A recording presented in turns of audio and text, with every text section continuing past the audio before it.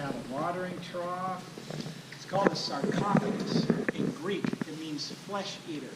It's a burial tomb. It's an alternative to cremation. But this is not Greek, it's Roman. You would put a dead Roman inside, put chemical lye on the body, cover it up, and the body will decompose. There's nobody in here right now. Hearst collects sarcophagi. He's got 9 of them. 6 or 7 of them are authenticated going back 2,000 years. This one here might be a forgery done a few centuries this side. Why would you have a sarcophagus in your garden? It's garden art. If you're collecting Renaissance and Gothic pieces, this is what you have in your garden. Sarcophagus, Carrara marble statues, Italian whaleheads, Napoleonic cannons. Nowadays you have a plastic flamingo and a duck. Anybody here collect sarcophagi? New hobby. Okay. How many here is this your first visit to Hearst Castle? Quite a few. Okay, background information. William Randolph Hearst was born April 29, 1863 in San Francisco at the height of the Civil War when Abraham Lincoln was president. He's the only child of George and Phoebe Apperson Hearst. His father, George Hearst, becomes a self-made millionaire, discovers silver in the Washoe Valley of Nevada. That's near Virginia City. That's part of the Comstock, one of the largest silver strikes in history. The father had a passion for ranching, for raising horses, especially race horses. This is a good spot to do it. Starts buying land here in 1865 by acquiring some of the Mexican ranchos. First purchase, 40,000 acres. He pays as little as 70 cents an acre, and he complained that he paid too much. It was a great deal. How did he get it so cheap? They were suffering the worst drought of the 1800s. There's 2 major droughts in that century. In fact, droughts are just coming out of one right now. The Mexican landowners were trying to raise cattle. Well, this requires grass to feed the cattle. There's no rain, there's no grass. They start cutting the herds, selling the land. That's how he got it so cheap. After the purchase, the Hearst family would come up here in the summer on horseback, and they would camp on this hilltop in tents, and they called this Camp Hill. And the young Mr. Hearst, who eventually builds this, tells these folks he would rather spend a month here than anywhere else in the entire world. At age 10, and again at age 16, he joins his mother on a grand tour of Europe. He learns to appreciate Renaissance and Gothic architecture. His mother's a teacher. She's worried. She said, here's a 10-year-old with a mania for antiques. Most 10-year-olds don't want to collect antiques. He does. Then in 1891, his father passes away. The estate now goes to his mother. The young Mr. Hearst is now an adult. He approaches his mother and says, I'd really like to build something here. She says, no. I'm afraid you might get carried away. Well, mother was right. 1919 rolls around. His mother now passes away. The estate now goes to Mr. Hearst. He is now 56 years old. He waits a respectful month or so and says, you know, I'm getting tired of staying in a tent, getting too old for that. I would like something more comfortable. What you see on this hilltop is a 28-year-long design and building process between William Randolph Hearst and a very special lady architect, Julia Morgan. She is the first certified female architect in the state of California. She's no manager. She's built hundreds of structures before starting this, and many things for the Hearst family. In 1919, a conversation takes place between Mr. Hearst and Miss Morgan. Hearst says, Miss Morgan, I'd like to put a little something on the hill. Maybe a Japanese Swiss bungalow, not over 2 stories. You can work on the weekends. It shouldn't take that long. But 28 years later, they were never done. This is called Mediterranean Revival. It's the fusion of Spanish and Italian influences. They want the look of a southern Spanish village with the cathedral on the hill and the cottages set all around it. This building, Casa Grande, is 68,500 square feet, 115 rooms. There are 38 bedrooms in there, 42 bathrooms. 42 bathrooms. Some say that's the influence of a lady architect, maybe so. 14 sitting rooms, a large assembly hall, refectory dining room, billiard room, movie theater, 2 libraries, pantry and kitchen complexes. Beyond that door is a 7,000 bottle wine cellar. Underneath is 9 storage vaults and an unfinished bowling alley. This is like a cruise ship on land. This building starts life as a 2-story building. Then they decide to add a 3rd story. Then they decide to add a 4th story. It's a grand house with no grand stairway. Instead, there are 6 small spiral staircases, 2 elevator systems. If you're invited here at the time of Hearst, you'd have no clue how to get to your rooms or how to get down. This service staff would have to help you. Our first stop is the Doge Suite on the mezzanine level. It's between the first and second floor. We're going to go up one of those spiral staircases. You guys remember the Led Zeppelin song, Stairway to Heaven? Well, think of that as you go on up. And with the last guest through, carefully close the 400-year-old Spanish door behind us. Follow me.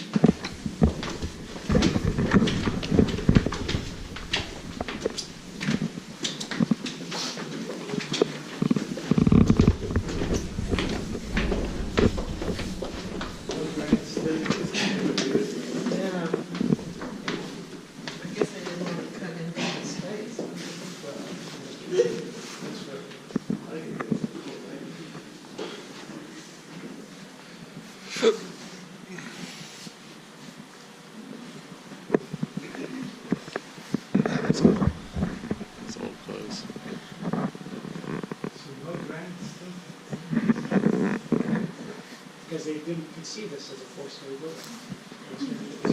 And they said, come on in.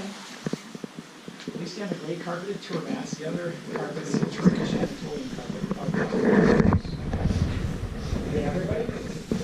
Okay. This is called the Doge Suite. This is actually a guest bedroom. It's the first bedroom complex finished in the main building. The Doge is spelled D-O-G-E. The Doge is the elected official of the city-state of Venice, Italy. The Doge lives in the Doge Palace in St. Mark's Square. When you came through that door, you transported back to Venice several centuries ago. Actress Colleen Moore was a frequent guest here. She's done over 100 movies in her career. Scarlet Letter was a big one. Jekyll and Russell. She actually played Annie in the original Oakley Annie, 1918.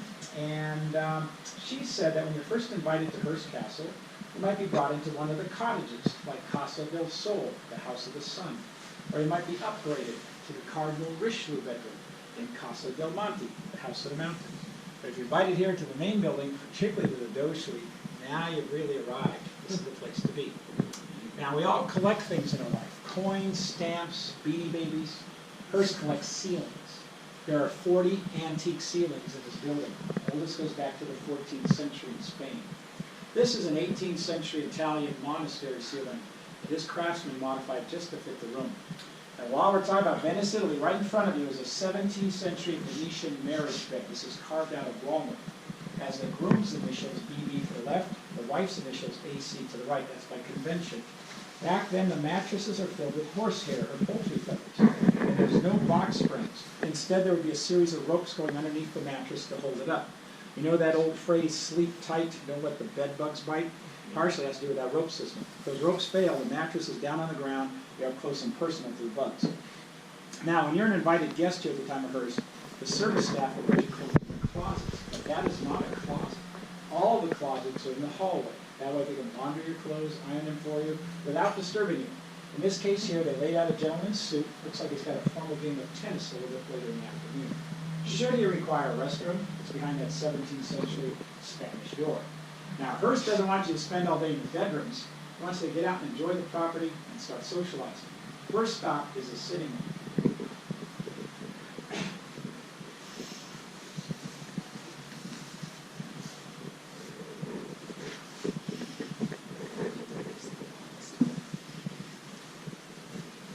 Wow. Much like this patio.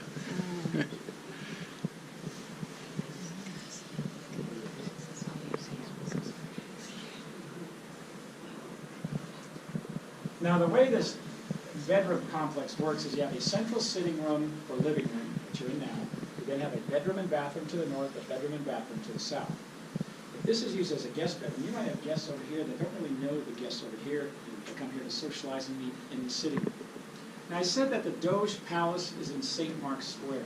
And St. Mark's Square and St. Mark in the Bible are noted for lions, winged lions. Here we have a winged lion. That's describing St. Mark. Over here we have something different. We have a winged cow or ox. That's describing St. Luke, but we call it the holy cow just in case. Now the idea of lions here is prophetic. In the 1930s, Ralph Bellamy, actor Ralph Bellamy and his wife were guests here. Mr. Bellamy's been in numerous movies. He was in Wolfman. He played the shipping tycoon in Pretty Woman. It's late at night. Mrs. Bellamy's standing on that Persian carpet. She's looking outside, and she's scared. She said, "There's a lion out there." Mr. Bellamy says, "There's no lion out there. It's late, you're tired, you've been drinking too much, you'll feel better in the morning." They wake up the next day, there is a lion out there. There's a lion sitting in a cage in the courtyard, waiting to be introduced into Hearst's private zoo. Hearst has the largest private zoo in North America, centered just a couple hundred feet away. 30 varieties of jungle and carnivore animals in cages, including polar bear. Then they fence off an area of 2,000 acres in size for 70 varieties of grazing animals. But understand the scope of his ranch. 250,000 acres, 390 square miles. And this is her small ranch. He has a 1,000,000-acre ranch in Chihuahua, Mexico, called the Bicker. But still, this was a great place to be invited at Christmas time. Look up at that ceiling. That painting is entitled Annunciation of the Shepherds. It's the angels describing Christ's birth. In other words, they're announcing Christmas. This entire ceiling comes from the sitting room of a famous architect in New York in the early 1920s named Stanford White. Now, unfortunately, in 1906, Stanford White is shot dead by a jealous husband. At his estate sales, William Randolph Hearst and John D. Rockefeller Jr. They're bidding against each other. They said they were going after each other like schoolboys, fighting over everything. We don't know if Rockefeller actually wanted this, but Hearst brings this away. This is a 17th century Dutch painting based on an earlier Dutch engraving. Then you have pictures of the virtues in all the panels around it. Imagine that entire ceiling being disassembled in New York, shipped 3,000 miles by rail, and reassembled here. Now, Hearst has collected things besides ceilings. One of the things he collects is ceramics. This is called maiolica. Maiolica is an Italian word for tin-glazed earthenware or terracotta. These are from Urbino, Italy. They are 400 years old. The vessels on the outside are Bible scenes. That is an inkwell, and that is St. George. He's about to slay that dragon, describing the triumph of good over evil. Now, how does Hearst get these things to begin with? Let's go find out.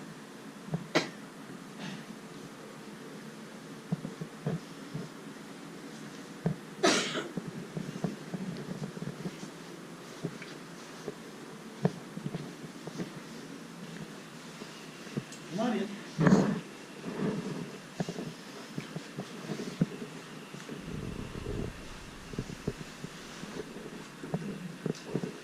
See, this is the other half of that ceiling. These rooms were not designed around the ceilings. The ceilings were modified to fit the rooms. So how does Hearst get these things? Between World War I and World War II is the golden window. This was an opportunity for collectors. World War I leaves Europe in need of money for reconstruction. So a lot of art treasures and architecture go up on the auction block. Some European governments impose a heavy estate tax on the wealthy, asking them to pay more. They really didn't have a lot of money left. They threw things on the auction circuit. Spain was essentially neutral in World War I. They did not suffer a lot of war damage. They want to modernize. They throw things on the auction circuit. Two things happen in the United States. One is called the Payne-Aldrich Tariff Reform Act. This was legislation that dropped the level of tariffs for things coming in from overseas. And there's a clause. If it's an art form over 100 years old, it could come in duty-free. And then in 1919, passing to his mother, William Randolph Hearst inherits the estate with $10 to $12 million. So combine those things together. Hearst has spending cash. Tariffs are down in the United States. Things are on sale in Europe. He starts buying. Buys most of what you see here through art dealers, brokers, and auction houses in New York, although he does travel to Europe many times and buys directly. He will acquire 25,000 pieces of art and architecture over 30 years. It took 95 railroad cars making their way from New York to the West Coast for the treasures just for this hilltop. And understand, everything you see here today represents only 10% of his worldwide collection. It took 60 years to acquire. This is just a fraction. The other thing you should understand, this is not a primary residence for Hearst. This is one of 7 major estates and 30 smaller ones. This entire place is a vacation house. Now, Hearst Vacation House has 115 rooms. He needs things. One of the things he needs are doors. This is a 17th century Spanish door. It's a wood carving from Spain. It's showing St. Joseph the Franciscan. St. Joseph is noted for his powers of levitation. It's got gesso on it, which is like plaster of Paris, thin viola glue, enamel paint, and gold leaf paint. By the way, absolutely everything you see on this hilltop that looks like gold is gold. It's just not pure solid gold. It's gold leaf. Trouble is he doesn't have enough of these antique door panels. This is what they do. Here you have an antique Spanish door panel, wood carving from Spain, 17th century. And now his craftsmen on site in the 1920s will create something to complement it. This is the magical interplay of this entire place. Hearst, the private client, Morgan, the architect, they will take antique elements. If they don't have enough of them, they can reproduce them, copy them with modern technology, oftentimes fusing them together with concrete, and voila, you've got a museum going here. Now, I said we have 38 bedrooms here. Some of these bedrooms are meant to be shared. Let's go upstairs and see who's sharing the cloister suites.